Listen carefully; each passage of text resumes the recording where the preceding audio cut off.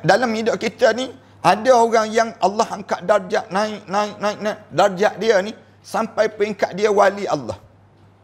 Lepas pada Nabi, ada lagi ke wali Allah? Ada. Ulama-ulama sebut, berdasar pada hadis Rasulullah sallallahu alaihi wasallam, hadis Rasulullah sebut, man adzali waliyan faqad adzantuhu bil harb. Siapa-siapa yang menyakiti wali-wali aku, katanya Allah, aku istihar pegang dengan orang tersebut. Ini nak sebut wali-wali Allah. Banyak ayat-ayat Quran Karim cerita tentang wali-wali. Orang yang dekat dengan Allah, bila dia ni semakin dekat, sama ada amalan dia, keyakinan dia, sama ada akhlak dia, dalam 2-3 perkara ni, dia ni naik perangai dia, sikap dia dekat dengan Allah, maka di waktu tersebut dia dipanggil wali Allah. Waliullah. Orang yang wali Allah ni bila dekat nak menghadap depan Allah, Allah akan mengujinya. Allah Subhanahu wa taala sebut, Allah telah mengujinya dengan kebahagiaan dan kesusahan. Bila dekat dengan kematian dia tersebut, lalu malaikat maut diarahkan supaya datang untuk mencabut nyawa dia. Bawalah dia menghadap aku. Sesungguhnya aku telah menguji dengan kebahagiaan dan kesusahan. Orang-orang soleh ni, dalam hidup kita ni, kita harap kalaulah Allah naikkan darjat kita ni, biar kita dapat setinggi itulah. Assalamualaikum warahmatullahi taala wabarakatuh. Alhamdulillahirabbil alamin. Wassalatu wassalamu ala asyrafil anbiya'i wal mursalin wa ala alihi wa sahbihi ajma'in. Subhanaka la ilma lana illa ma 'allamtana innaka antal alimul hakim. Rabbi shrah li sadri wa yassir li amri wahlul 'uqdatam min lisani yafqahu qawli. Rabbi yassir wa la tu'assir wa tammim bil khair. Amma ba'd.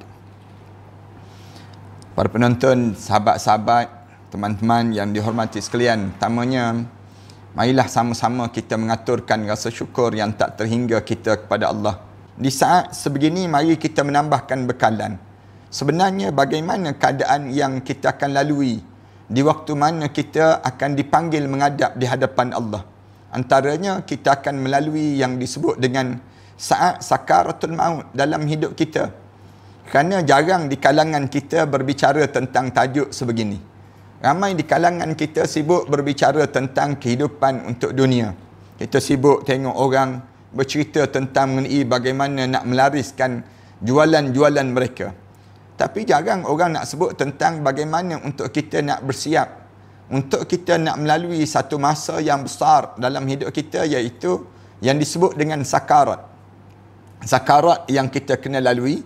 Lepas pada kita lalui sakarat, kita kena lalui barzah. Lepas pada kita lalui sakarat, kita lalui kematian. Lepas pada kita lalui kematian, kita akan lalui pula yang disebut dengan kehidupan di barzah. Bangun dan bangkit di barzah Allah. Lalu lepas pada kita akan hidup di barzah, kita akan hidup lagi di padang mahsyar. Bangun kita di padang mahsyar, dalam kubur, setelah mana berlalunya alam barzah, alam kubur. Kemudian kita akan hidup lagi di alam yang seterusnya yang disebut dengan alam titian sirat. Kemudian alam hisab yang kita kena lalui sehinggalah kita masuk dalam syurga atau na'udzubillah min dzalik, dihumban ke dalam neraka Allah Subhanahu Wa Taala. Para penonton, sahabat-sahabat sekalian, oleh kerana perjalanan ni perjalanan yang jauh lagi, maka mari kita berbicara tentang mengenai perjalanan yang dekat dengan kita. Yang paling dekat dengan kita ialah sakarat. Dan kita dah bincang panjang tentang mengenai sakarat yang kita kena lalui dalam hidup kita.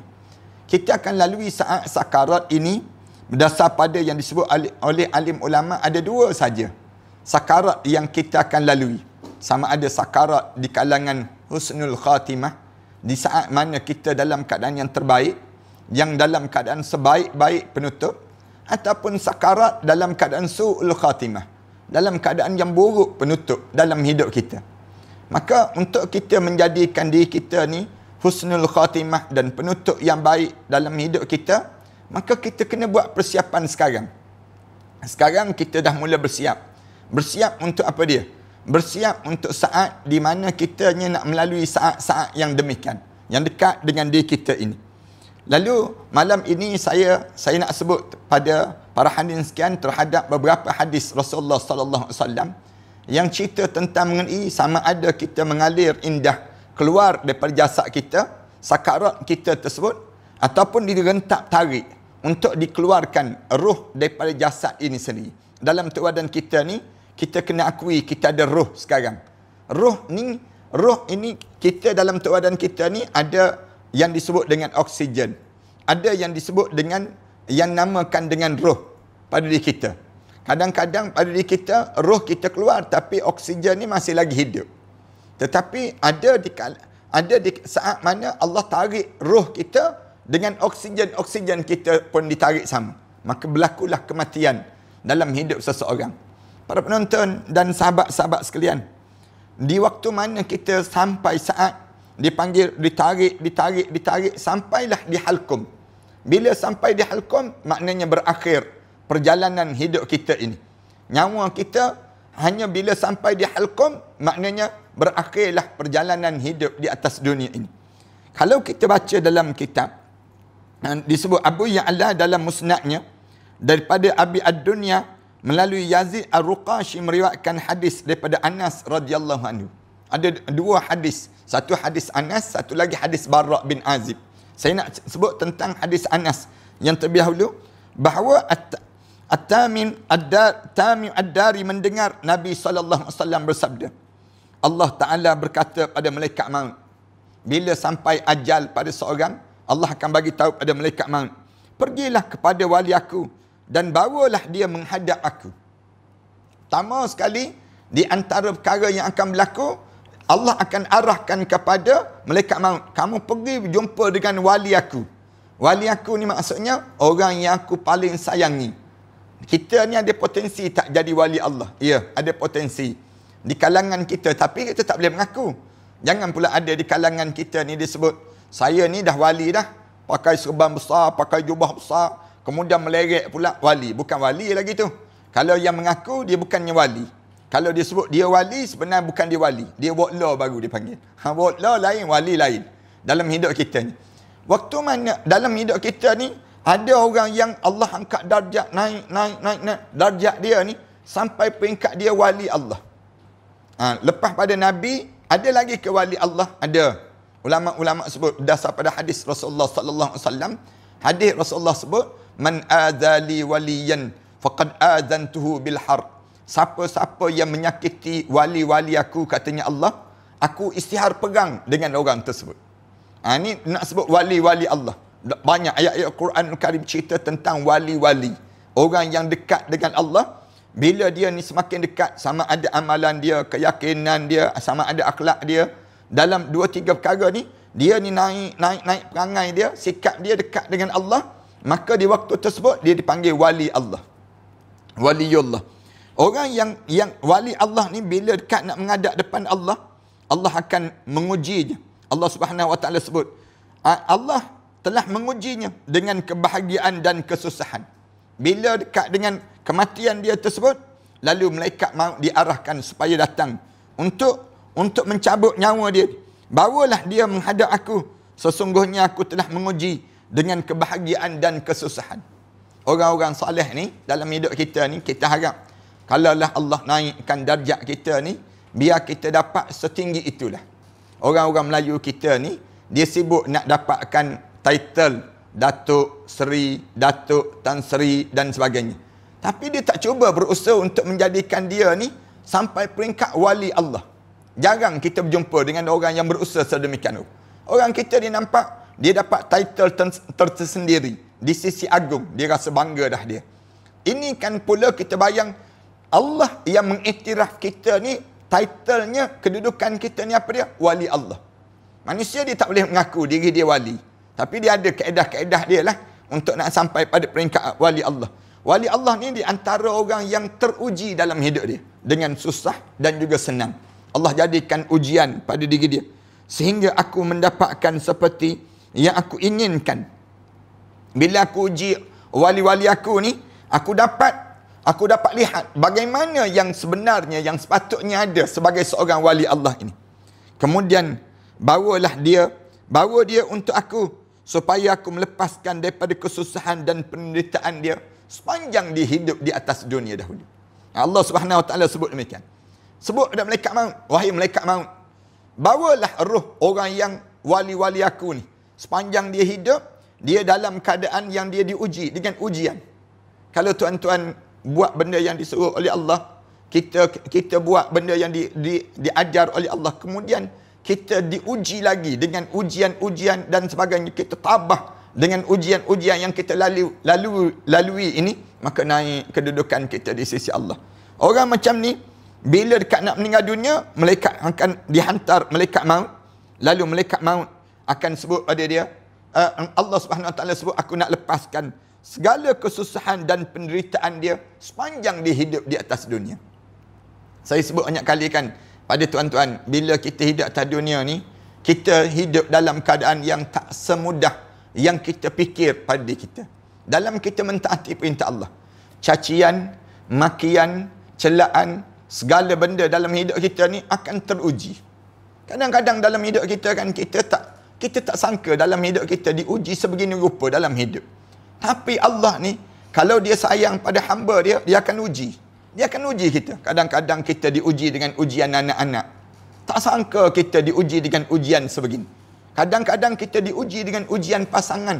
Tak sangka dalam hidup kita diuji dengan ujian pasangan. Kadang-kadang kita diuji dengan jiran tetangga. Kadang-kadang kita tak sangka kita diuji dengan ujian sebegini dalam hidup kita. Walaupun kita tak sangka, ketabahan kita ni mesti kuat. Kita yakin, ya Allah, aku harap supaya dalam hidup aku, ya Allah, janganlah tergoyang walaupun sikit pun aku dengan kamu, ya Allah. Ini hidup kita sebagai seorang mukmin. Bila begitu sampai satu kemuncak, Allah kata, aku nak tarik nyawa dia untuk dia dihilang penat dia. Segala letih dia, segala kesukaran dia, segala kesusahan dia tersebut, lalu Allah matikan dia. Bila Allah nak matikan dia tu, untuk apa dia? Untuk rehat pada hamba-hamba Allah yang teruji dalam hidup dia dengan ujian-ujian. Waktu saya sebut, senyumlah di saat mana kita diuji dengan ujian. Jangan kita rasa resah, jangan kita rasa gelisah, jangan. Bahkan kita kena rasa syukur tanda Allah sedang menyayangi kita. Allah nak dengar daripada mulut kita ni suara-suara yang memanggil nama Allah. Memanggil penuh kesyahduan. Kadang-kadang kita panggil, ya Allah, ya Allah, kita panggil nama Allah. Ya Allah, kita sebut nama Allah tu, mengalir air mata kita. Di saat mana kita diuji dengan ujian yang sebegini dalam kehidupan kita. Lalu Allah kata, aku nak lepaskan segala kesusahan dia dan penderitaan dia sepanjang dia hidup di atas dunia. Tuan-tuan tanyalah orang-orang yang saleh. Tuan-tuan tengok kehidupan orang saleh. Kehidupan dia bagaimana? Beratnya dia menanggung bebanan dalam hidup dia. Bebanan yang ditanggung ni, orang Melayu kita sebut, berat mata memandang, berat lagi bahu memikul. Orang saleh ni begitu dalam hidup dia. Dia bukan hanya pikul diri dia. Dia bukan hanya pikul tentang isteri dan anak-anak dia. Dia pikul masyarakat. Dalam hidup dia ni, dia pikul dalam hidup dia, diri dia pikul, kemudian isteri dia dan anak-anak dia pikul, kemudian dia pikul masyarakat. Bebanan masalah masyarakat itu terbeban dalam hidup wali-wali Allah. Bila dia pikul hubungan dia dengan yang disebut dengan masyarakat ini, jadi beban dalam hidup dia. Tak mudah dalam hidup. Kenapa yang dia perlu buat kuliah? Misal contoh, kalau kita tanya, untuk apa ustaz-ustaz buat kuliah? Kerana dia memikul tanggungjawab. Kita kata, untuk apalah ustaz-ustaz ni beria sangat. Nak bagi tahu yang tu, nak bagi tahu yang ni, buat sekolah agama, kemudian bangunkan masyarakat. Untuk apa? Untuk dia nak selamat di akhirat nanti. Itu kehidupan orang-orang saleh. Orang saleh ni, dia kena ada dalam hidup dia kekuatan. Macam mana untuk dia nak bawa masyarakat dia ke dalam syurga Allah Subhanahu Wa Taala. Lalu dia berbuat bagaimana? Dia menjadi satu penderitaan dan bebanan dalam hidup dia. Lalu Allah Subhanahu Wa Taala sebut, saat itu aku nak lepaskan penderitaan dia dengan kematian. Malaikat maut kemudian pergi menuju orang tersebut. Lalu malaikat maut ni akan pergi terus. Tamim Ad-Dari disebut, dia dengar Rasulullah sebut, malaikat maut terus pergi menuju pada orang tersebut. Bersamanya bila nak cabut nyawa orang mukmin ini, seramai lebih kurang 500 malaikat yang membawa kain kafan dan juga minyak wangi daripada syurga Allah, juga membawa seikat raihan, bauan raihan dibawa. Saat mana nak cabut nyawa orang mukmin ini, waktu mana nak keluarkan roh orang mukmin daripada jasad dia tersebut, dibawanya malaikat ramai 500 malaikat yang membawa kain kafan. Kemudian bau minyak wangi daripada syurga Allah, juga membawa seikat raihan, bauan daripada seikat raihan. Kalau kita tengok pokok raihan yang bau wangi tersebut, yang di bahagian atasnya terdapat 20 warna, dan setiap warna mempunyai aroma selain aroma asli raihan itu sendiri. Dan seikat tersebut ada lebih kurang 20 warna, dan setiap warna mempunyai bauan yang tersendiri. Bauan yang tersendiri, dan aroma dia lebih asli daripada bauan raihan itu sendiri. Mereka juga membawa sutera putih. Bawa pula malaikat yang 500 orang ni, bawa pula sutera putih. Datang yang di dalamnya terdapat minyak kasturi yang paling harum bauannya. Dalam sutera putih tu, lembut sutera ni lembut tu, sutera putih untuk membalut roh mereka yang nak dicabut sebentar lagi. Bauan dia pula, bauan kasturi yang paling harum. Kemudian malaikat maut duduk di sisinya. Malaikat maut akan duduk di sisi orang yang nak dicabut nyawa dia ni. Dia duduk sebelah kanan ke, sebelum hijab mata dibuka tersebut. Sedangkan para malaikat lain duduk mengelilingi mereka yang nak dicabut nyawa sebentar lagi. Ni orang saleh ni. Saya nak cerita bagaimana roh yang mengalir keluar. Saat mana sakarat yang mengalir keluar ini. Setiap malaikat meletakkan tangannya pada setiap anggota badan orang tersebut. Lalu bila keliling saja, malaikat hulur tangan malaikat ni, pegang di anggota badan dia. Pegang di anggota badan dia. Kemudian sutera putih itu mula dihamparkan. Mula dihamparkan sutera putih ini. Sedangkan minyak kasturinya berada di bawah dagunya. Bawah dagu ni, bauan kasturi. Dia, kenapa bawah dagu? Kerana bawah pada dagu ni nak naik atas pada dagu, dia hidung. Hidung ni bau semerbak. Bauan wangi bagi mereka yang nak ditarik roh dia dalam keadaan yang sedemikian rupa, dibukakan baginya pintu menuju ke syurga Allah. Waktu mana keadaan begitu, Rasulullah sallallahu alaihi wasallam sebut, hijab mata mula dibuka, nampak terus pintu dia straight tuju terus kepada syurga Allah Subhanahu wa taala. Lalu Rasulullah sallallahu alaihi wasallam mula bercerita, melanjutkan ceritanya. Pada saat itu nyawa mula ditimbang di syurga sekali oleh bajunya, dibawa. Di saat mana roh ni mula keluar daripada halqum ni, lepas pada mulut kita sebut la ilaha illallah Muhammadur Rasulullah, roh ni naik ke atas. Naik ke atas ni, keluar daripada mata. Bila keluar daripada mata, jatuh atas kain putih. Sutera putih yang lembut tu, yang bau wangi kasturi sembak ini, letak jatuh tu, malaikat saling tampung. Letak. Kemudian dibawa. Mula diusung. Malaikat mula usung. Usung naik saja. Roh ini bawa naik. Kemudian seperti anak bayi yang ditimbang oleh keluarganya sebut. Macam mana kita timbang bayi kan? Kita pegang bayi tu, kita tampung dia. Roh orang mukmin ni bila keluar tu, malaikat tampung. Tampung letak dalam di atas kain putih bekas yang besar untuk diletakkan roh orang mukmin ini. Kemudian pada saat itu nyawanya ditimbang sampai ke syurga. Sekali oleh bajunya dengan baju putih tadi, sekali oleh isteri-isterinya. Isteri-isterinya dibawa sekali diiringi dengan isteri-isterinya, dan sekali oleh buah-buahan syurga seperti anak bayi yang ditimbang oleh keluarganya. Diiringi oleh isteri-isteri dia. Roh ni diiringi terus isteri-isteri di kalangan roh orang mukmin yang soleh ini sendiri. Isteri tersebut sama ada isteri di dunia ataupun isteri di akhirat. Rasulullah sallallahu alaihi wasallam cerita benda yang demikian.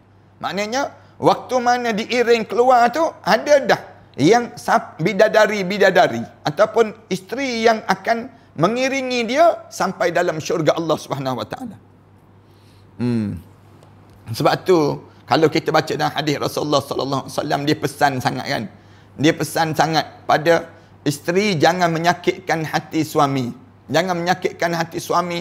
Kebetulan suami kamu tu suami yang soleh. Bila suami tersebut suami yang soleh, tiba-tiba kamu sakit, menangis para bidadari Allah, Bidadari Allah ni, dia akan sebut kamu ni memang tak kenang budi langsung. Kamu ni tak rasa syukur langsung terhadap nikmat yang Allah bagi pada diri kamu. Kamu kan dapat suami yang soleh kan dalam hidup kamu.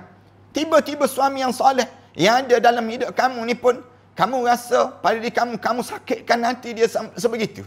Nangis para bidadari yang disebut dengan isteri-isteri yang diiringi naik sampai menghadap di hadapan Allah. Pada saat yang sama, isteri-isterinya melihat dengan penuh kebanggaan. Isteri-isteri, maknanya orang mukmin ni, berbuatlah amalan-amalan yang baik dalam hidup kita. Sama ada orang lelaki ataupun orang perempuan. Orang perempuan pun kita kata, habis tu kalau orang perempuan ada isteri juga, tak dah. Allah jadikan suami pada diri dia. Allah jadikan pemuda-pemuda yang kacak untuk diri dia, yang saleh. Kalau kebetulannya di hidup di atas dunia dapat suami yang saleh. Suami yang saleh. Ruh suami-suami yang saleh ini akan mengiringi yang disebut dengan isteri yang salihah tadi. Lalu ruhnya melompat dan malaikat maut berucap, wahai ruh yang baik, keluarlah engkau menuju pohon bidara yang tiada berduri. Bila sampai saat yang sebegitu, lalu kedengaran malaikat maut mula sebut, wahai roh, sila keluar daripada jasad ini, menuju ke pohon bidara yang tiada berduri, menuju pohon pisang yang bersusun-susun buahnya, naungan yang terbentang luas, dan air yang tercurah-curah, air yang indah yang sedang mengalir itu. Ni dipanggil, wahai roh, sila keluar. Keluar daripada jasad ini sendiri. Malaikat maut lebih lemah lembut daripada kelembutan seorang ibu kepada anaknya. Saat itu Rasulullah sallallahu alaihi wasallam sebut, lembutnya malaikat maut ini pada ruh orang mukmin ni jauh lebih lembut daripada ibu terhadap bayi. Ibu terhadap bayi ni macam mana? Waktu mana seorang ibu diangkat anak dia kan, bayi tu lembut je diangkat tu. Ni ibu ni diangkat perlahan-lahan, dia tak nak nanti tersalah bahu, nanti tersalah leher dan sebagainya pada anak ni. Dia pegang tu lemah lembut. Demikian juga ruh orang mukmin. Bila keluar daripada jasad ini dalam keadaan yang lemah lembut, dikeluarkan itu lebih lemah lembut daripada seorang ibu terhadap bayinya, pada anaknya. Kerana dia mengetahui bahawa roh itu sangat mencintai dan memuliakan Tuhannya sepanjang hidup di atas dunia. Allahu Akbar. Orang-orang yang macam mana ni kita sebut, yang selembut itu?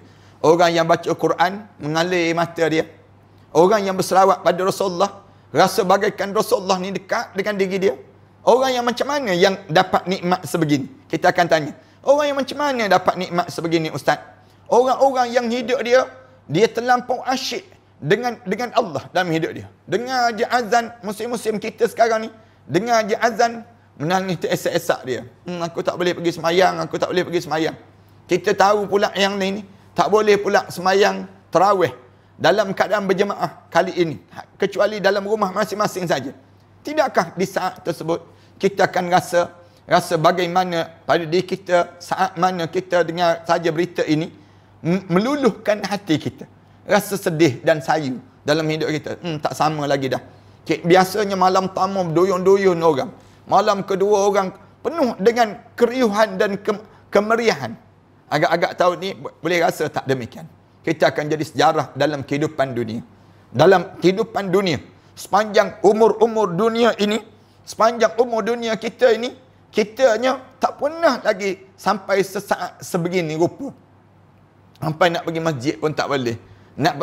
Orang ni bila dia dengar saja berita-berita begini, nangis teresak-esak dalam hidup dia. Lembutnya hatinya. Kala mana dia tidur malam, terjaga dia. Di tengah malam, di saat mana kedengaran bahan bakar dalam neraka Allah, bingkang bangun dia.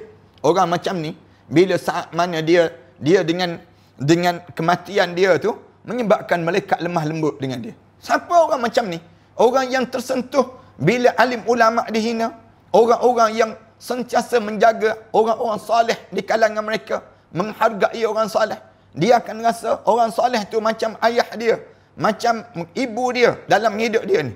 Ni orang-orang yang sebegini, bila dekat nak meninggal dunia, Allah jadikan kelembutan pada diri dia. Dengan kelembutan itu, ruh itu mendapat keredaan Allah Ta'ala.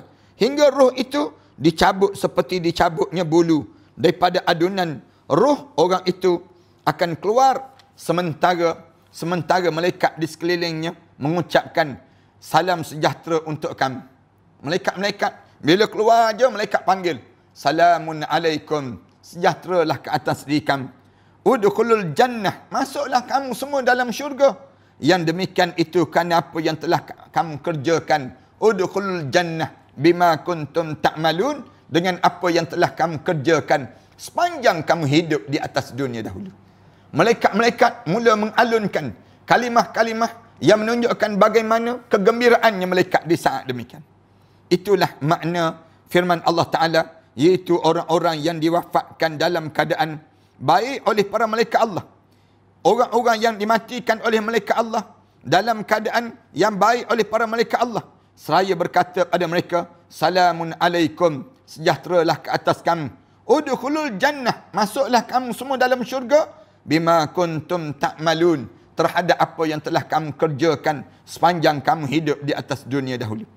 Rasulullah sallallahu alaihi wasallam bila cerita tentang keadaan ini, Rasulullah selanjutnya menceritakan dengan membacakan firman Allah Ta'ala. Firman Allah Ta'ala, sementara jika dia orang yang meninggal, termasuk orang-orang yang didekatkan kepada Allah, nescaya akan memperolehi ketenteraman rezeki dan syurga kenikmatan pada diri dia. Alladzina tatawaffahumul malaikah tayyibin yaquluna salamun alaikum udkhulul jannah bima kuntum ta'malun. Orang-orang yang dimatikan oleh malaikat Allah dalam keadaan tayyibin, dengan keadaan penuh, dengan mati dalam keadaan yang tayyibin, tayyib yang terbaik, mati dalam keadaan yang paling terbaik. Lalu yaquluna salamun alaikum, dikatakan ke atas dia tu, alaikum udkhulul jannah, masuklah kamu semua dalam syurga Allah, bima kuntum ta'malun, terhadap apa yang telah kamu kerjakan di atas dunia ini.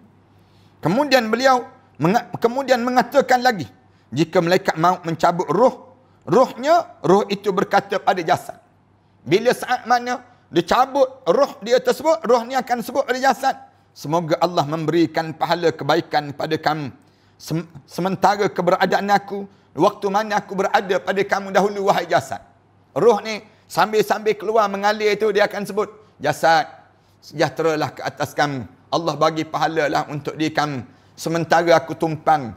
Sewaktu mana aku tumpang kamu, waktu mana aku berada dalam tubuh badan kamu dahulu, wahai malaikat, wahai jasad, moga-moga Allah bagi pahala pada kamu. Dengan keberadaanku, kamu segera berbuat ketaatan pada Allah. Waktu mana aku berada dalam tubuh badan kamu dahulu, roh ni sebut pada jasad. Dia kata apa dia? Waktu mana aku berada dalam tubuh badan kamu dahulu, kamu sentiasakan dalam keadaan taat pada perintah Allah dan enggan melakukan kemaksiatan. Hari ini selamat untuk kamu. Kamu benar-benar telah selamat. Katanya roh di saat mana sambil keluar daripada jasad, selamat tinggal jasad, selamat tinggal, kamu benar-benar selamat. Kerana sepanjang aku duduk dalam jasad kamu di antara orang-orang yang soleh, dan aku tumpang dalam hidup kamu orang-orang soleh itu sendiri. Jasad itu mengatakan hal yang sama juga pada roh. Sambil demikian, jasad pun jawab pada roh. Roh tersebut, tanah tempat dia berbuat ketaatan pada Allah menangis. Di saat itu, tanah yang kita sentiasa sujud itu menangis. Jalan-jalan kita pergi ke masjid itu menangis. Segala benda yang waktu mana roh sedang keluar, semua tanah-tanah ni menangis. Demikian juga dengan langit tempat amal kebaikannya. Langit Rasulullah kata, langit itu menangis di saat mana kematian orang-orang yang saleh ini. Menangis dalam keadaan amal kebaikan dia, dibawa naik ke atas. Dan rezekinya yang diturunkan pun ikut menangis. Rezeki-rezeki yang diturunkan pada dia, baju kita menangis, kemudian rumah kita menangis, kenderaan kita menangis, di saat mana kematian orang-orang yang saleh ini sendiri. Kematian, waktu mana kita menghadap depan Allah nanti, saat mana kita menghadap depan Allah, semua menangis. Semua amalan-amalan kita ni akan menangis. Tengok pada diri kita, rumah kita, selipar yang kita pakai menangis, kenderaan yang kita naik menangis, semua menangis. Dan rezekinya yang diturun pun ikut menangis selama 40 malam. 40 malam tangisan mereka ini bila kita mula meninggal dunia ini sendiri. Allahu Akbar. Ni orang mukmin. Saya harap kita semua yang ada ni, di kalangan kita ni, semua di kalangan orang mukmin. Saat mana kita menghadap depan Allah, bukan hanya anak dan isteri kita sahaja yang menangis, tetapi seluruh alam ini menangis. Menangis dengan amalan. Jasad ni pun menangis, kemudian roh ni pun menangis nak berpisah. Akhir dalam di kalangan kita ni, saat mana yang berlaku sedemikian rupa. Ketika nyawa orang itu dicabut, para malaikat yang berjumlah 500 itu berdiri di sisi jasadnya. Saat mana roh kita keluar, berdiri semua para malaikat. Malaikat berdiri di keliling kelalang kita ni, seramai 500 tersebut. Tidaklah manusia mengiring jasad itu, melainkan para malaikat telah memusingkannya sebelum mereka mengkafaninya, sebelum mereka melakukan hal itu, dan memberi minyak kepadanya sebelum mereka meletakkannya. Daripada pintu rumah, para malaikat berdiri berbaris sampai ke kuburnya. Berdiri malaikat ni, berdiri depan rumah dia tu, terus berbaris sampai ke kubur yang nak dikemumikan jenazah hamba Allah Subhanahu Wa Taala ini, dan menyambutnya dengan permohonan ampunan kepada Allah Taala. Pada saat itu iblis berteriak. Rasulullah cerita berteriak kasar. Iblis meraung terus. Teriakan itu dapat memecahkan tulang jasadnya. Bila iblis ni meraung tu, pecah tulang jasad iblis tersebut. Seraya berkata kepada bala tenteranya, bagaimana hamba ini boleh selamat daripada kalian? Tanya iblis ni, macam mana kamu boleh selamat? Orang ni boleh terselamat daripada kalian. Kalian tak cuba pujuk ke dia? Kalian tak minta ke dia? Kamu tak jaga ke? Lalu bala tenteranya menjawab, dia itu maksum, dia itu terpelihara.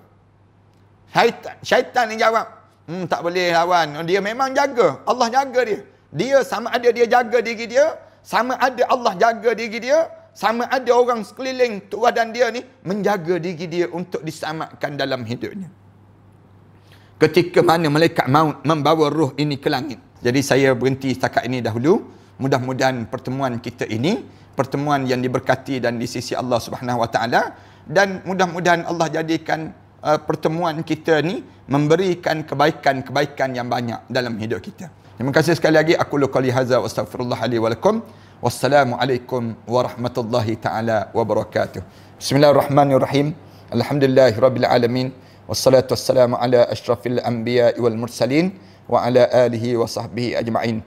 Rabbana iftah bainana wa bain qaumina bil haqq wa anta khairul fatihin. Rabbana hab lana min azwajina wa dhurriyyatina qurrata a'yun waj'alna lil muttaqina imama. Allahumma barik lana bi syahri Rajab wa barik lana bi syahri Sya'ban wa ballighna bi syahri Ramadan. Rabbana atina fid dunya hasanah fil akhirati hasanah wa qina adzabannar. Walhamdulillahi rabbil alamin.